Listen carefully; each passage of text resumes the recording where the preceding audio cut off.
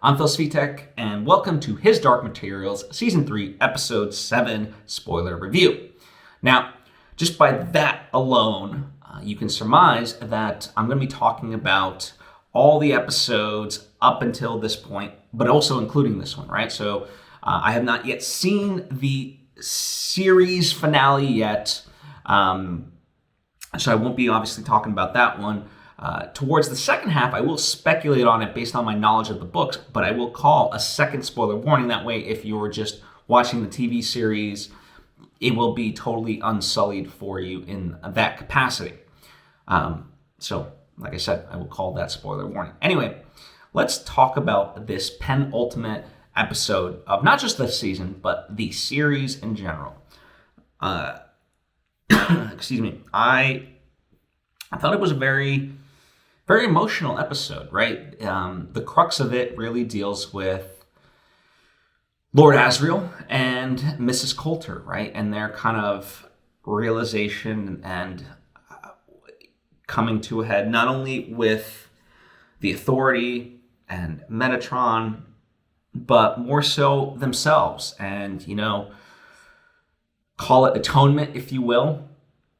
And specifically, we open up more so with Lord Asriel, right? And, we get this sort of nice summation of that, that if the Authority can control children, and that's kind of the make or break of this entire war. And, what Lord Asriel's mission becomes is to kind of keep Lyra safe, right? It's almost like in Lord of the Rings where Frodo has to be the one to go and destroy the ring. Everyone else, is there in service of that, especially in the third movie, right? They have to be the distraction. And so Lord Asriel kind of realizes his fate of that, he comes to grips with the whole aspect that, it was Lyra all along, this person who from essentially birth, he shied away from and didn't think much of her, checked in on her at Jordan College, sure, but, beyond that, never saw importance within her. And here she is doing essentially the thing that he felt destined to do, which was to go up against the Authority and change the shape of our world. And, as Gonyu later on says, there's such pride in how he spoke of Lyra. And it's true, right? That empowering, arousing speech, that is a trope of sort of any, good versus evil. So her story, it is full of praise for Lyra. And that was a big turn for him, right? And we can track that essentially, as I talked about in the last episode, when Yurik tells him what Lyra's doing, and he has that laugh. That's when the realization hit him of what Lyra, is doing and in fact capable of, right? And then of course he learns later on the prophecy, and that it's been foretold all along, yada yada yada. But now, so there's an acceptance of Lyra's greatness and an acceptance of what his role is to play, and his purpose, right? Because, certainly there could be a version of this where, just his ego nature could get the better of him and, he could do something foolish. And in fact, there's that side of it, the whole idea of why Mrs. Coulter is in fact the one to go face off against Metatron is because she has that conniving way about her, in a way that is hard to read, right? I mean that's the for lack of a better term, the beauty of basically every episode that I've ever talked about with Mrs. Coulter is that you love to hate her, and ultimately, in order to, be the distraction for Lyra, they both needed to do it. Asriel needed to go head on, and then Mrs. Coulter, right? And as is told to Mrs. Coulter, your love of Lyra is simultaneously your greatest strength and your greatest weakness. And excuse me, in that moment, she realizes essentially what she must do.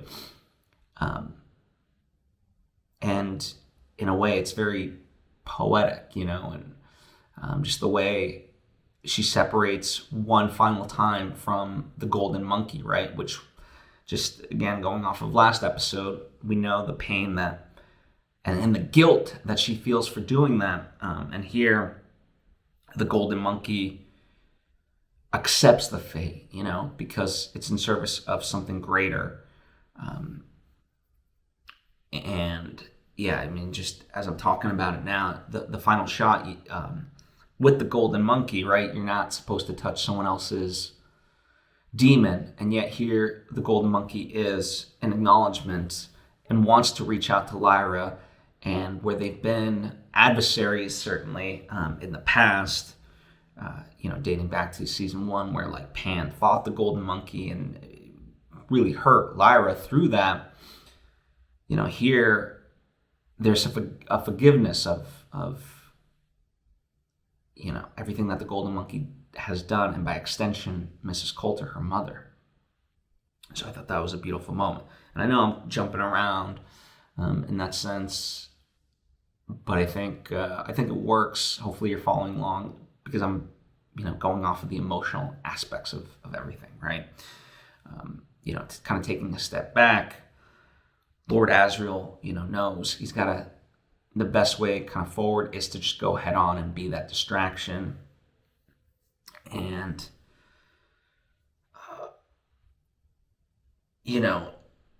the other aspect that it's poetic is that, thanks to Lyra now having done what she's done in terms of the land of the dead, he knows that death is just another journey towards life, just a different form of life. And I think that's very poetic, something really beautiful about that. And you feel for him in fighting, essentially himself, right? It's when I talked about Lord Asriel's ego, that's kind of what him fighting a version of himself is supposed to be, in essence, representative of.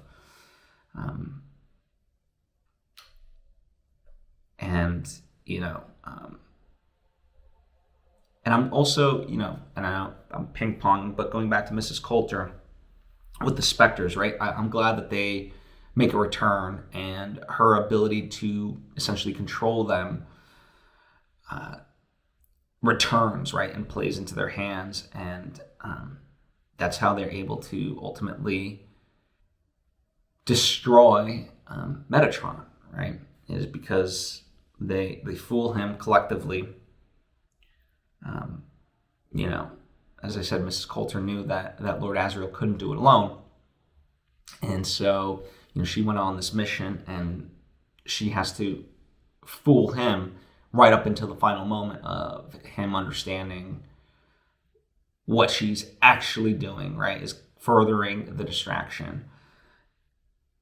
And then, boom, the golden monkey, activates the weapon that was needed, that Lord Asriel built, and into the abyss as a sacrifice they all go.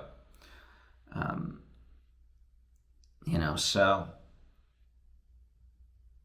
and this kind of tragic love story of Lord Asriel and Mrs. Coulter, right? They came together in the end to save their daughter and do a very noble thing even beyond that, right? Like, it serves both purposes, right? And they died doing a good act, if you want to just like put it in simplistic terms. So, and just the way that was shot in that slow motion with the emotional music and the intercutting of Lyra, tremendous, absolutely phenomenal. Before I get to Will and Lyra talking about this, I think, I thought the episode was really well done. However, there's a part of it that, excuse me, does suffer a little bit because it's a TV show.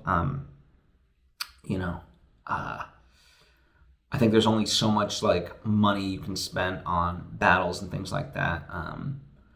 What I appreciate about it as a TV show is we get the time and we can go deeper on certain things. But in terms of some of the battle scopes, sometimes they leave a little bit to be desired. I mean, I remember when Yorick went to fight for his place in season 1, that was one that, while exciting, one imagines that if it was in a movie, it would be a lot more grander, right? And same thing with this. But in terms of, there's a lot on screen, right? I mean, the VFX of all of this, I can only imagine the time and money that went into that, and it looked great. Especially, you've got all the angels and things of that nature. But still, if I'm to be truly nitpicky a little bit, it's not Lord of the Rings: Return of the King style battle, right? And in that sense, I'm glad, I think they did enough overall where they leaned into the emotion and intimacy of the moment versus the grand nature of it, right? They went wider when they needed to, but they stayed in that grounded emotional center of the entire story. But curious to know your thoughts on just that grappling of that aspect, right? But moving on to Will and Lyra, we finally get them coming out of the land of the dead, having accomplished what they set out to do. And, in the scope of all of this, it's kind of interesting because it's like, I don't think they even realize like what they fully managed to do, right? There's an innocence about them because they're still kids. Everyone else kind of bears witness and knows the grandiosity of the whole thing. But of course, there's not really, even if they wanted to, there's not really time to be able to reflect upon that, right? They know their tasks thanks to Will's father, and they know that they have to find their demons. And until they reunite and get out of there,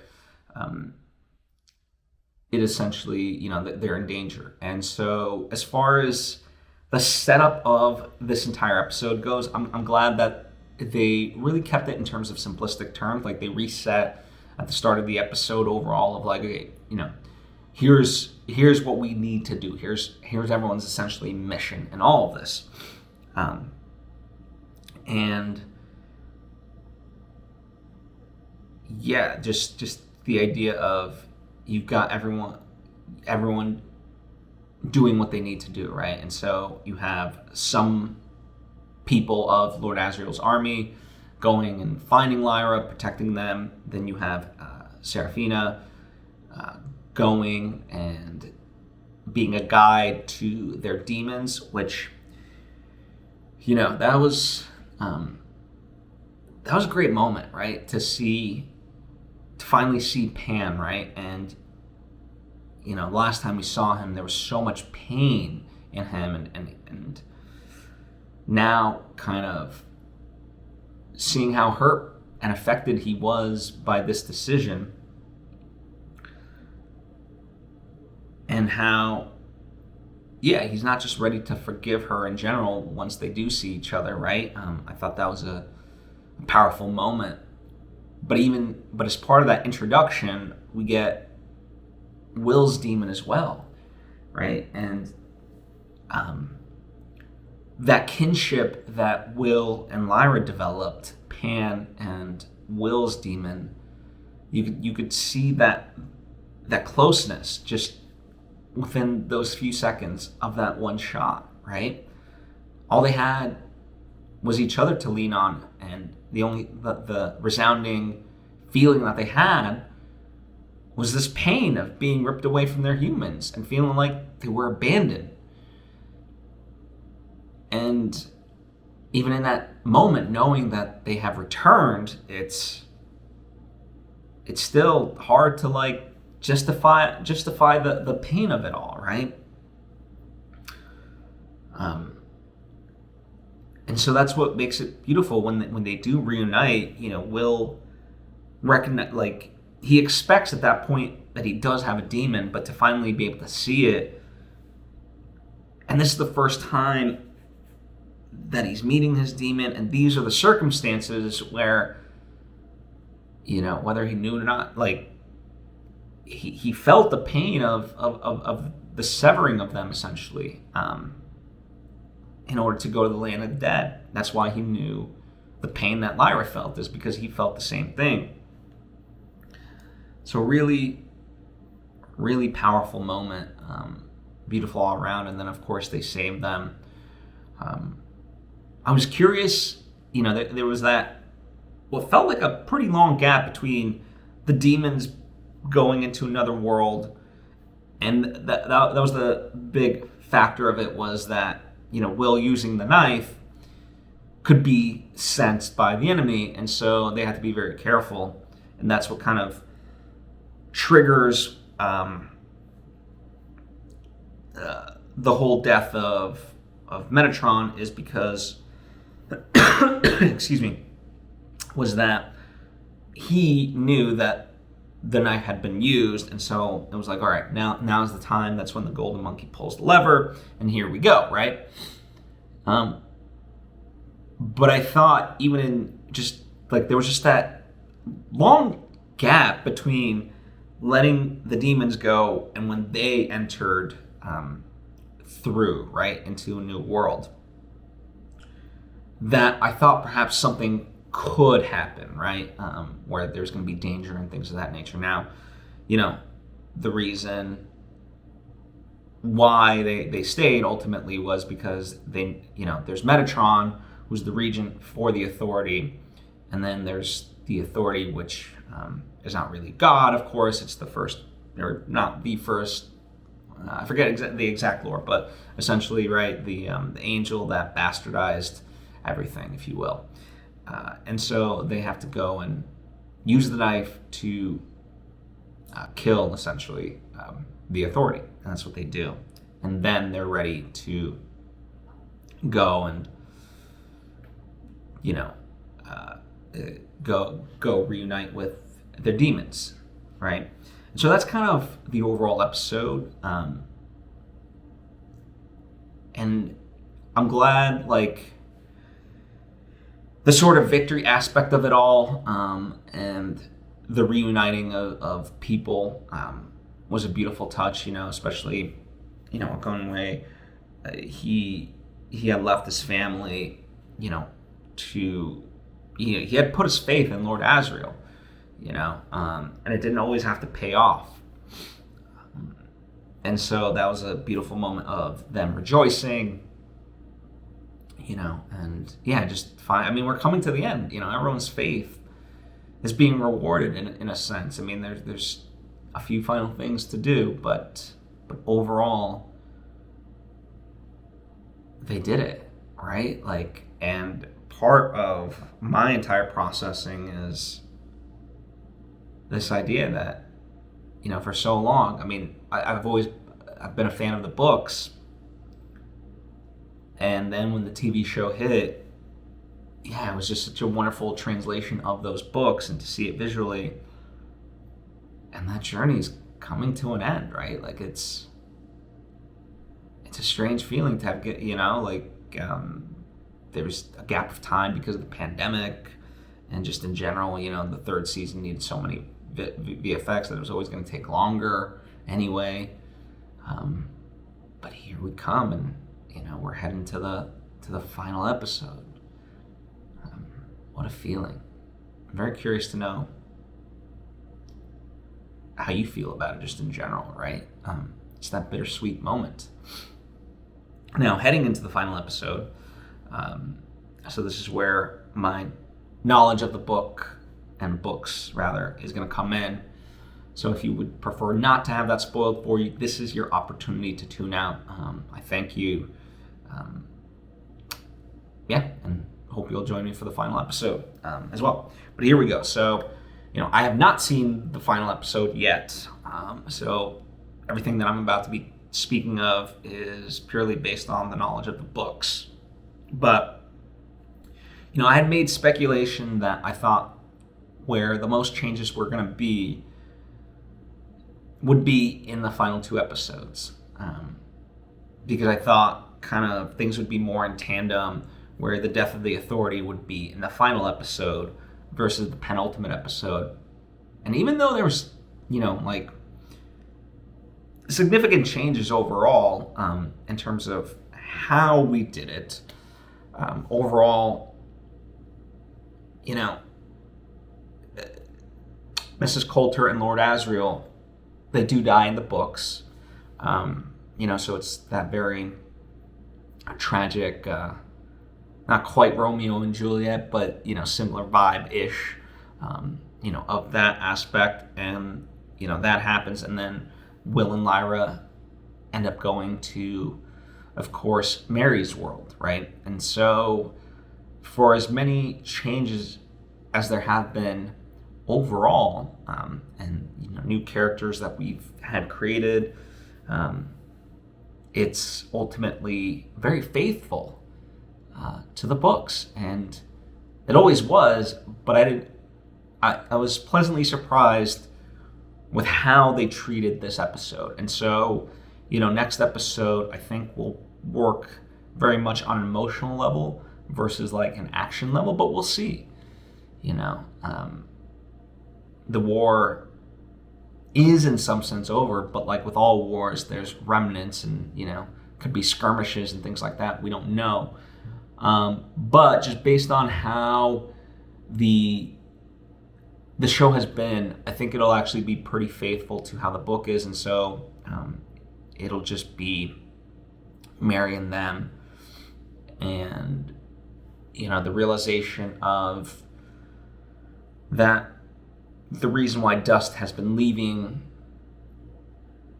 is because of the open portals to all the various worlds. And, it's going to be very emotional just in terms of all that has to happen, right? Mary still has her part to play as the serpent, and the idea of just kind of living your life, right? The idea that you can enjoy life, right? That's really what this has been about, in terms of its theme, and how that it's going to translate to Will and Lyra, and then ultimately realizing that they'll have to say goodbye to each other, right? And because the only portal that can exist is the one out of the land of the dead, and they'll have to return to their worlds. And I think that's going to be a lot to process. Like I didn't realize how emotional it would be. I thought it would, as I said, maybe play more on the action side, given that's visual medium. But I'm glad that they're choosing to stick with the book side of it, and that's going to be a lot to process, in a good way. So I'm excited to see the final episode and then be able to talk about it with you. So I hope you'll join me for that final episode, and thank you for joining me on this entire journey. And please, as I keep saying, I don't want this ultimately to just be me, a one-way monologue. I want it to be more of a dialogue. So please comment with your thoughts in the comment section, and let's chat. What'd you like? What perhaps didn't you like? And things of that nature. Spot what are the similarities and differences that you've spotted and enjoyed, or haven't as enjoyed. I don't know. It's okay to have a differing opinion. We can talk about it. As long as we're respectful, it's all good. So thank you so much. I appreciate you, and I'll see you for the final one.